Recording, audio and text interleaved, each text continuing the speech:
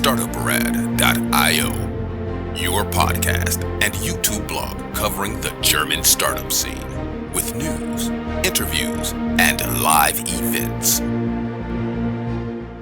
Hello and welcome everybody. This is Joe from Startuprad.io here for you again in a transatlantic news wrap up for the German startup scene. I'm here in lovely Frankfurt, and on the other side in Manhattan there is the man who only podcasts with warm socks. Hey Christian, how are you doing? Yes, warm socks and Obama and Picasso. They're all here. We're all having a party. I'm doing great. That is really good to hear. We've been having a very entertaining conversation before we got started here. But let's start with the news.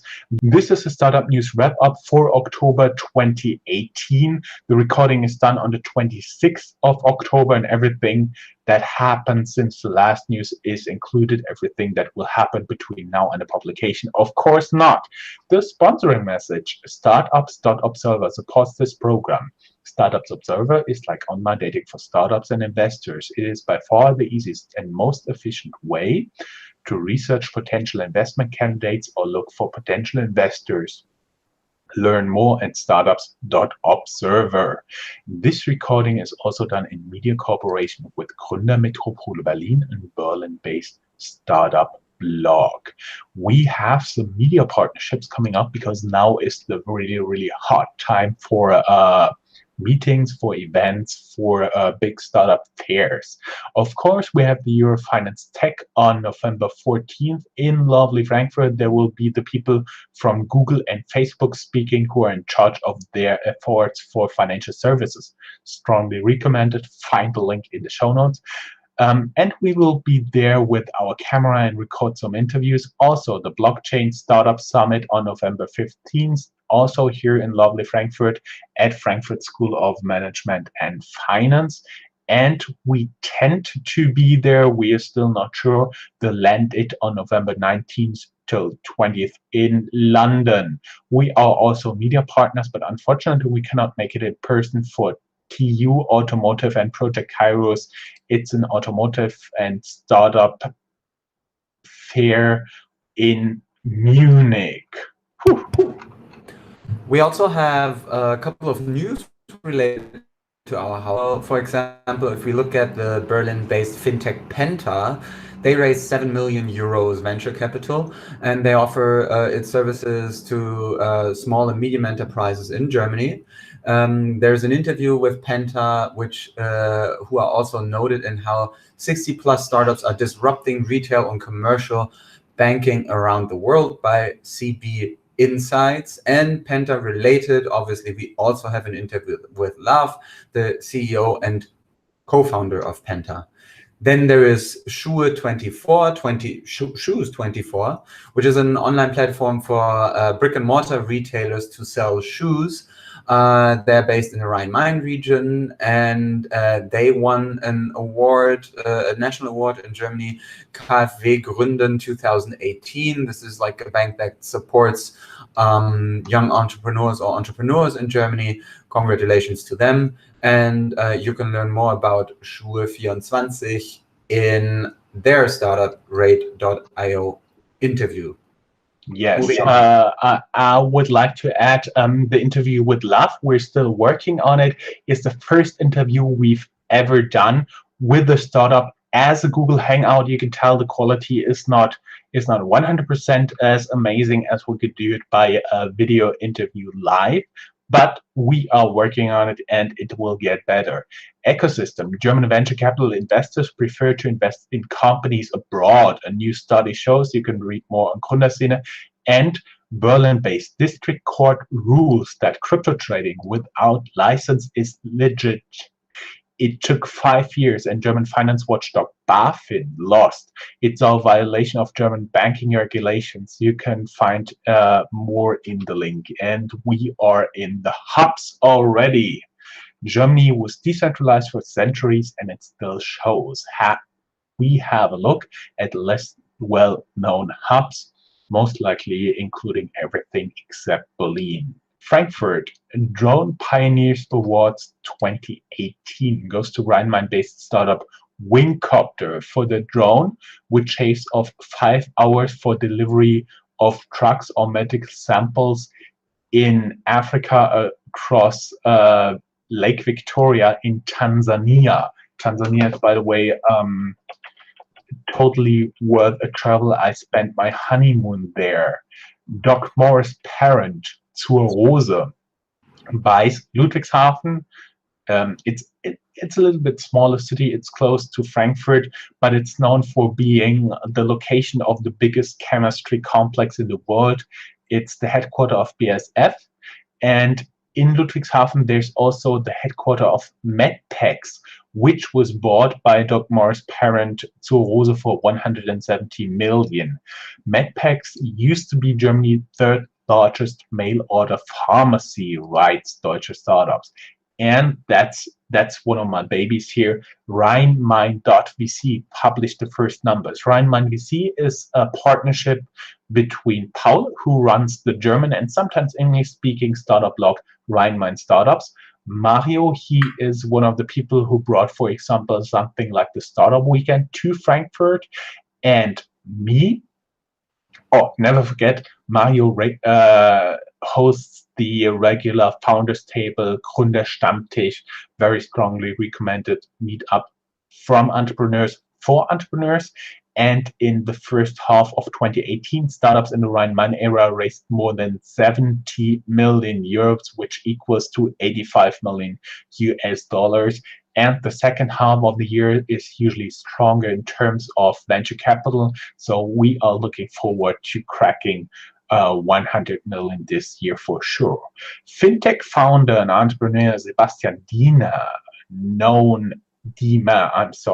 known as co-founder of Creditech, which is Germany's most valuable fintech startup, just founded a new company in Frankfurt called Pharmaco. The company will work in drug wholesale, rumored to be cannabis, is recorded exclusively by Deutsche Startups. Accommodeo, Frankfurt-based startup for serviced apartments, is accepted for the German Accelerator program and is testing the waters in the US, is reported by Station, which is the new brand name of Rhein-Main Startups. And we get to the twins. The twins from Frankfurt-based fintech Dwins, at this time the name of the fintech is spelled with an D, appeared in the German version of Shark Tank called Lion's Den, Die Höhle der Löwen. They presented their app to manage contracts. Deutsche Bank is already a shareholder of approximately a quarter of them, and Startuprad.io interviewed them already in the past. And going along with that, German billionaire and business angel Carsten Maschmeyer is a judge at German's version of Shark Tank. Now he invests 1 million euro in a record amount for this TV format in Dwins, who pitched there. You can learn more on links, and there is a new, as we said, KfW is a German government-backed development bank, so they're handing out credits for everything in certain political programs, and they invest. KfW has a new investment company which plans to invest 2 billion euros in German startups. And they're here because they're headquartered in lovely Frankfurt. And finally, last point for Frankfurt, startup blog Gründerszene confirms what is already known. There's a secret boom in IT security startups in Germany. Some of the most notable for secure IDs residing in the Rhine area, there are Autada and Helix Orange. And for Helix Orange, you can find a video interview. Whew. You want to take Munich? Yeah, I will take Munich, but before, I mean, what's always interesting is, and I think what's different in the German startup scene is that in Germany, usually a couple of regions are really important for certain industries. So obviously we see in Frankfurt a lot of stuff related to the banks and the fintech sector. And I also find it interesting here in that regard that Maschmeyer is investing in this app because usually on Shark Tank or on these shows, the companies that tend to that are being financed tend to be gimmicky, and it's always this like 1999 as seen on TV little gadget. So good for them that they were able to even pull off an app or like a service there. Yeah, And it's the same here in Germany. They almost have only consumer products. So everybody who hears then startup thinks, oh, that wants to do the little door stoppers or do the anti-snoring wristband or whatever, and they don't get what really high tech in startup terms means. It's rather very retail focused. I assume it's the same in the US, right? no, it definitely is. There's even now an initiative, or Amazon now wants to make a special subsite only for products that were on Shark Tank, so that people go to, I don't know, Amazon.com/Shark Tank and see that. Anyway, moving on to Munich, but staying with Amazon. Amazon backs the German smart heating and AC company Tado, and in a new $50 million funding round. And we have Wirecard, which I think it's not the first time that we talk about, because they now became so big. It's actually a real, it's not even a hidden champion anymore, because they even were able to kick out Commerzbank of the DAX, so the German NASDAQ equivalent.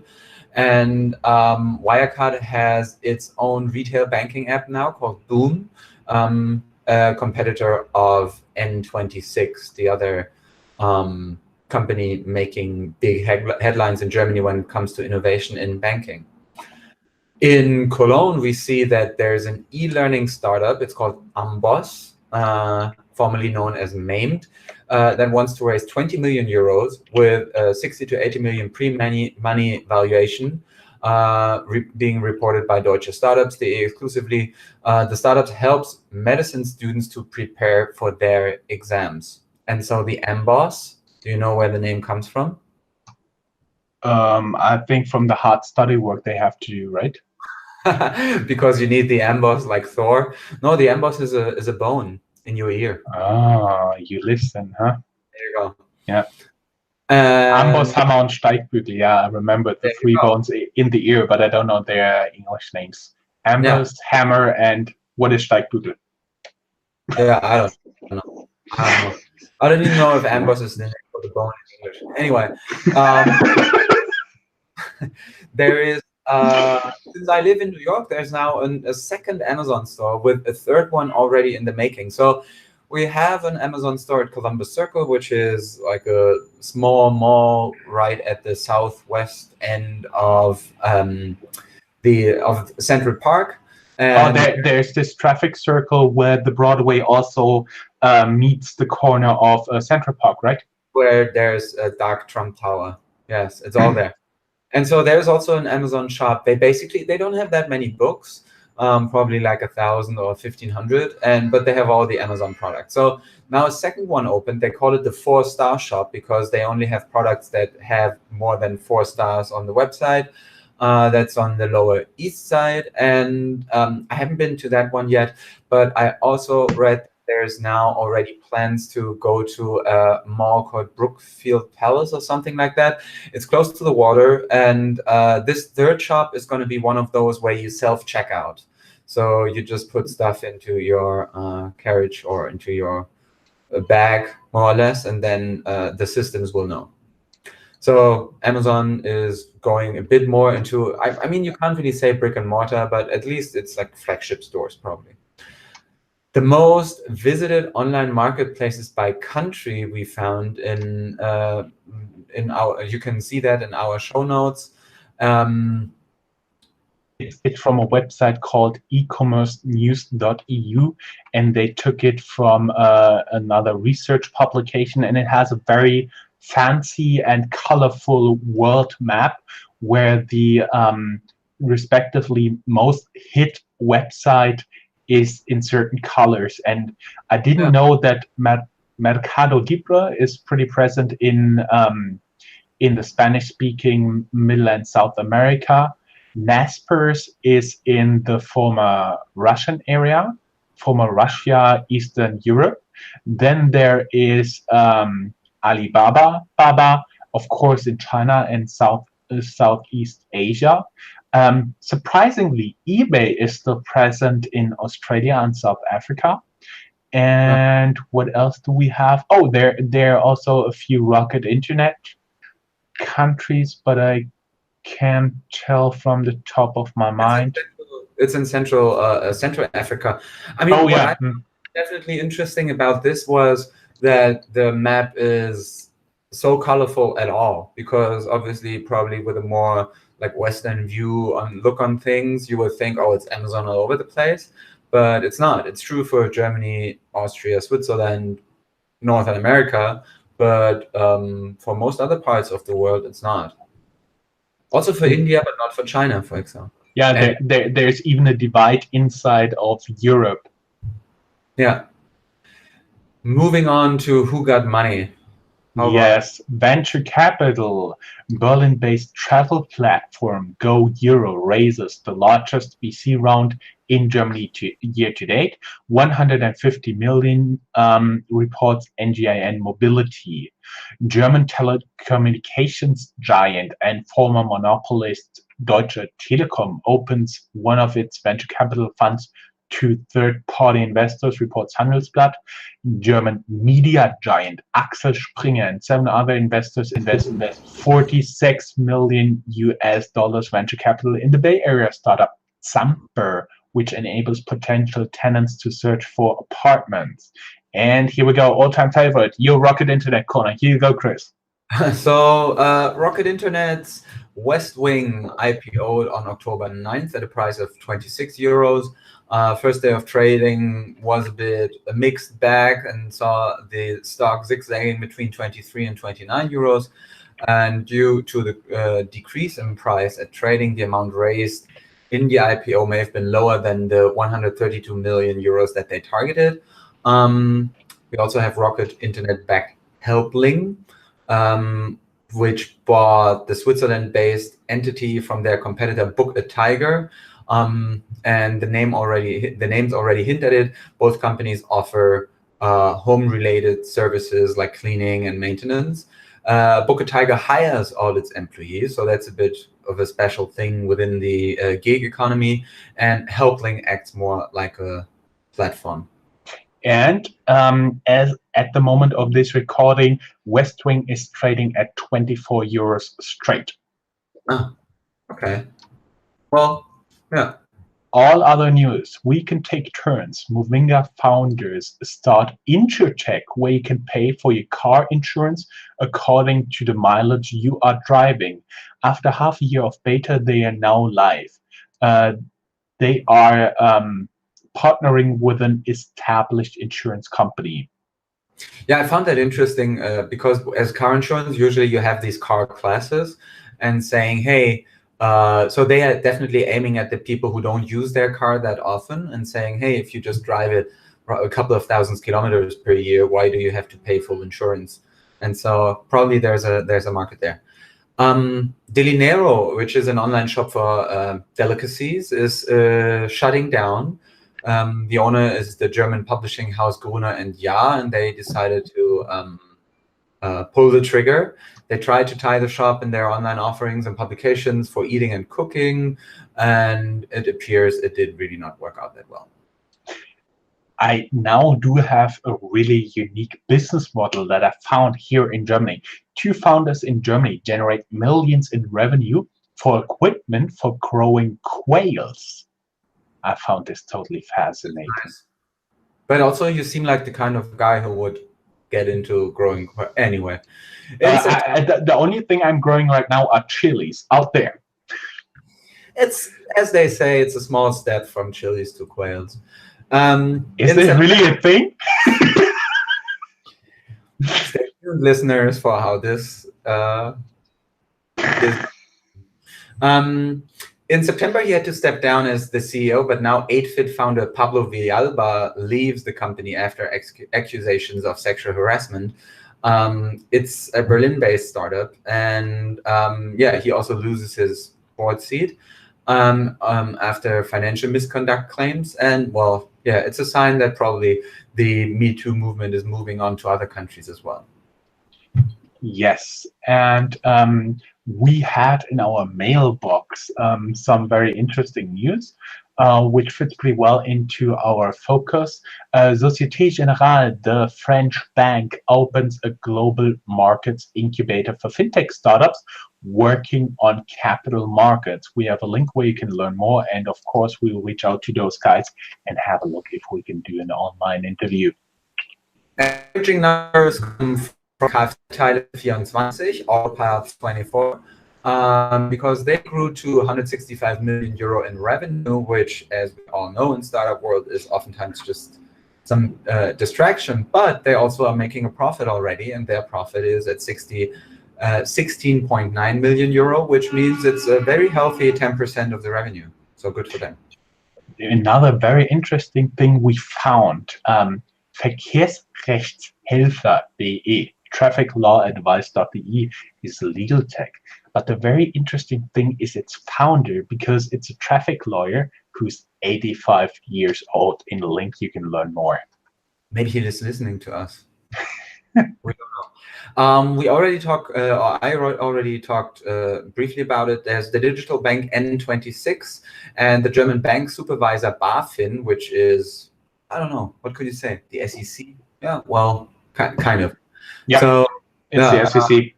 The German bank supervisor BaFin orders an audit, since several people could open accounts with obvious fake ID cards at N26. And yeah, that's something that happened for N26 ever since they started. They always had these little bumps in the road and big ideas, but yeah, they are always in this process of finding themselves. Yeah, you can only fail if you try. But for the American listeners, we have to tell you, in Germany, you don't need just your social security number, but you also have in a kind of a format with a like an American driver's license, you have a national ID, personal passport, we call it in Germany. And with this, you can open an account and you have to hold it in the camera, and that should be fine. And it should be obvious when it's fake, because it has very a lot of security built in. Yeah. Oh, no, now it's me again. Galaxus is new challenger in German electronics online retail to Mediamarkt Saturn. And Amazon, they now unveiled a distribution center capable of handling 100 million in revenue. I mean, I find it interesting that any competitor still thinks that there is money and potential in that market. So yeah, interesting. I totally do believe there is money in the market, but you have to have a very different target group than Amazon has. I do believe when I scan a little bit on Amazon that there's a big market for fancy high-end equipment that you don't get there. I'm not too sure if there's really one shop out there who actually does this, but personal feeling, I cannot validate it by anything else. There should be potential. Then there is more of a mysterious story related to Contest. And Contest said that they raised significantly more than 5 million euros in venture capital. But the interesting thing about that was that the weekend before, there had already been a fake press release stating that. And now the real amount will not be disclosed. And Contest claims to press charges against the fake. Admittedly, we fell prey to this fake as well. The Gründerszene, the blog wrote about, yeah, it's not from their email. Yes, you could have validated the name, but actually it's not too uncommon that we get from very, very different email addresses, freelance PR people. We get a lot of email from Gmail, from GMX, from Yahoo, whatever is out there. So that's not uncommon. And the email address at gmail.com was actually the one you could associate with an employee. So it was very well made. Admittedly, we fell prey to it as well, but we'll keep posting stuff. Even though we only get it into our mailbox like the Société Générale stuff. Tokyo Marine Holdings from Japan and French-German Odo BHF invest 11.5 million US dollar venture capital in Berlin-based insurtech Simplesurance. Now they have raised more than 60 million US dollar in total, and their most famous product is Schutzklick, a simple product insurance most of the time for your cell phone. We have a Berlin-based smart home security startup called Smart Frog. They take over the majority stake in the New York-based competitor Canary. So good for them. Do you know those guys, Canary? No, never heard of either of. Yeah. And last but not least, Berlin-based startup Olala helps to find escort services, which is legal in Germany. They originally wanted to raise more than 100 million in an ICO. Now they're back out of their planned ICO. In the US, escort services on that level are just legal in Nevada, I do believe, right? Yeah, but it's still everything related to sex in startup world is such an interesting market, because the margins are usually really, really good, but it's very hard to build the infrastructure around it. So sometimes even getting a bank account can be very hard if the bank finds out what you're making your money with.